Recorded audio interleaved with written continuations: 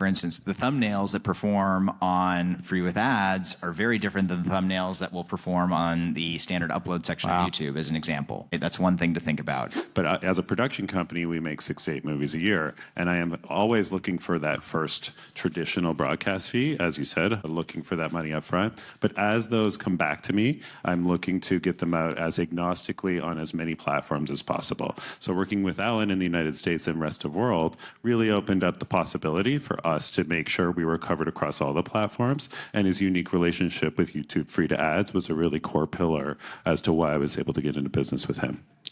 YouTube Free to Ads, you need to tell us what that is. I don't think many people know that category actually exists on YouTube. Well, so really quickly, so you'll take the Vortex library or titles in it and distribute it across AVOD, TVOD, globally. You're a provider to Tubi, you're a provider to Amazon. But one of the places that's been really growing that you've noticed as an outlet and a revenue driver for library holders and IP owners is YouTube Free to with Ads. Yeah. Tell us what that is, because it sounds obvious, but it's a section of YouTube that is being underutilized by professional providers. 100%. So everyone here, if I ask this room right now, everyone say like, oh yeah, I have content on YouTube. Well, you have content on a section of YouTube that is self-upload, that you have to go build your own channel, that you have to go deal with rights takedown issues and cutting and creating thumbnails and trying to do all of this, and that takes you months, years. Maybe you got 50,000 subscribers. You're like, oh, cool, I get a title that makes $1,000 here, $2,000 there. It's a nice little thing. Well, that is really hard to scale. You know, there are massive companies being built that are human driven that have to like go create each one of these thumbnails, et cetera. That takes way too much time, honestly. And so YouTube said, hey, to open up the world for this entire palette, they said, hey, we actually know that there's so much premium free or film and TV content that needs to get on YouTube, and that methodology doesn't fully work for everyone.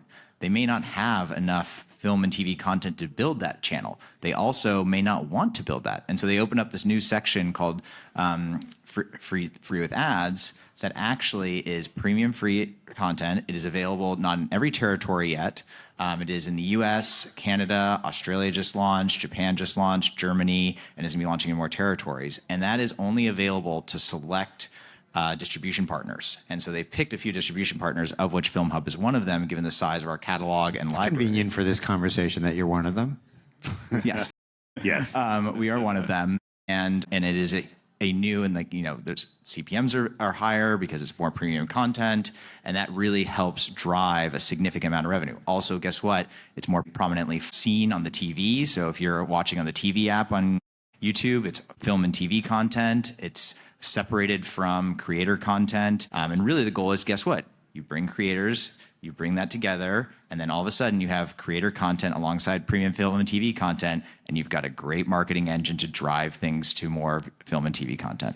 I mean, we have a YouTube channel. You know, the Vortex Media has its own channel, but there are barriers. Things like, you know, with traditional media, music cue sheets on films from 10 years ago that suddenly it's got to wait 30 extra days to get live on the platform and might be then subject to a takedown, right? So there are other barriers, and you really, if you're doing a YouTube channel, it has to have a clear voice and a global reach. So this is where Free with Ads becomes a much better advantage to long-form traditional content, because YouTube is TV. Are you seeing decent revenues from this channel? And do they differentiate from the do you differentiate them from your normal revenues off of your normal channel? Well, they're complementary, right? And you know, for us, because we don't have a clear, like, our channel is films, TV, movies, all different genres, right?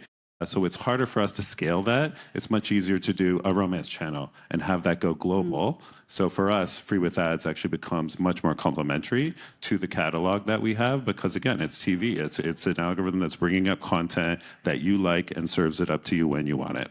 From a customer perspective, what are we talking about? Is it some sort of a corner, essentially? I love YouTube, but there's so much content, and I think the pitch they've been doing these last few days is, you know, we can help you, but it's an ocean of content, right? Yeah. So this section in particular, we're talking, you know, an AVOD on-demand portion of that service, right? Yeah, and I think this is the hardest thing about, like, people don't realize that you actually have to become a student of YouTube to actually learn how YouTube works. And if you want to talk later, I'm happy to talk your ear off But about it. do you maximize the exposure for the films that you have on that part of the platform? And have you had to learn a special set of skills like Liam Neeson to get your film seen on that area of the platform? Yeah, it makes a difference because one of the things, like for instance, the thumbnails that perform on Free with Ads are very different than the thumbnails that will perform on the standard upload section of YouTube, as an example, right? That's one thing to think about. The biggest thing is, like Marianne talked about, discovery, right? People are like, well, where do I find this? Well, guess what? Like, things are designed in the technology world to help click. You just don't even realize kind of where you're going. You're just clicking through all of a sudden. And so one of the things you see is if you pull up your phone, you'll see Free with Ads as like a moniker below that, designating that that is premium film and TV content. And that will pull you into that section. Or, as I mentioned before, like you can also just click in and search for free movies and TV.